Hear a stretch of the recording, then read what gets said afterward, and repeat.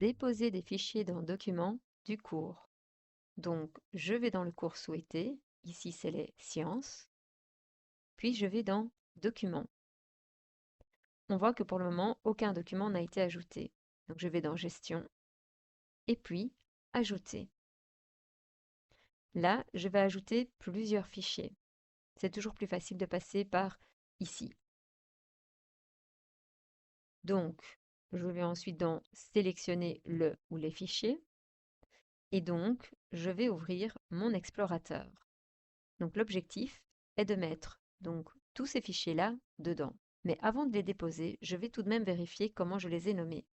En effet, ici, on peut voir qu'on a un CE1D, on a un chapitre par exemple qui est le UAA 11 ou le UAA 12, et ces deux-là, on ne sait pas trop dans quel chapitre ils se retrouvent, en tout cas dans quel UAA.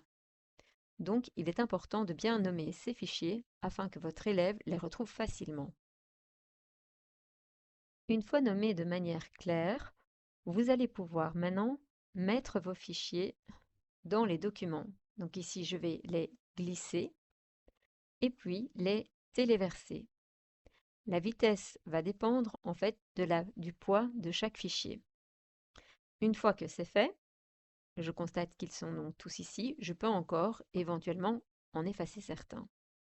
Ensuite, je vais enregistrer et notifier que j'ai ajouté donc des dossiers dans Sciences.